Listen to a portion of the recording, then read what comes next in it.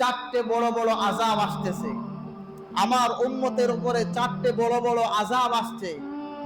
এক নম্বর আযাব হবে তাদেরকে জমিনে ধসিয়ে দেওয়া হবে। দুই নম্বর বিরাট ভূমিকম্প হবে। তিন নম্বর আকাশ থেকে লাল ঝড় প্রবাহিত হবে। চার নম্বর তাদের চেহারা বিকৃত হয়ে যাবে। এটা কাদের? এটা কাদের হবে? কখন হবে?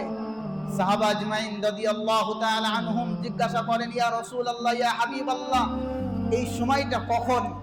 তখন নবীজি গুনে গুনে 7 থেকে 8টা কারণের নাম করলেন। এই 8টা কারণ যখন সমাজে ঘটবে, এই 8টা নাফরমানি যখন সমাজে হবে, তখন মনে রাখবা, ফালইয়ারতাকিবু রিহান হামরা, তখন তোমরা আকাশে লাল ঝড়ের জন্য তোমরা অপেক্ষা করো। সেই 8টা নাফরমানি কি কি জানতে ইচ্ছা হয়? ইচ্ছা হয় আমাদের? এক নম্বর একটা শুনে নেন, যখন আল্লাহ রাসূল বলছেন ইজাল আমানাতা মুগনামান, যখন কোন মানুষের কাছে কিছু আমানত রাখা হবে, সেই আমানতটাকে খেয়ানত করবে, মানে নিজের মাল মনে করে খাবে, নিজের মাল মনে করে খাবে।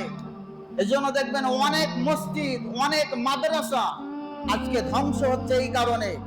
মাদ্রাসার এবং মসজিদে যারা দায়িত্ববান ব্যক্তি আছেন, যাদের কাছে টাকা পয়সা রাখা হয়, সেই পয়সাগুলো দানাদান খরচ করে ফেলে দেয়। সে পয়সাগুলো খরচ করে ফেলে দেয়, পরে অডিট করার সময় ধরা পড়ে যায়।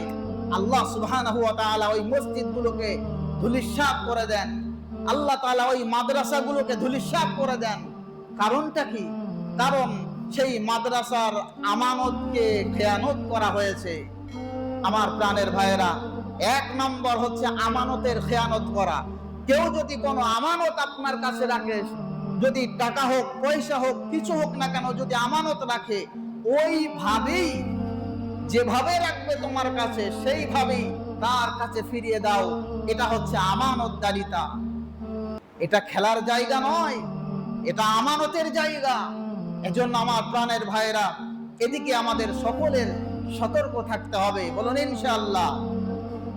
নাম্বার 2, আজকে আর হবে না, বাকিগুলো পরে বলতেছি।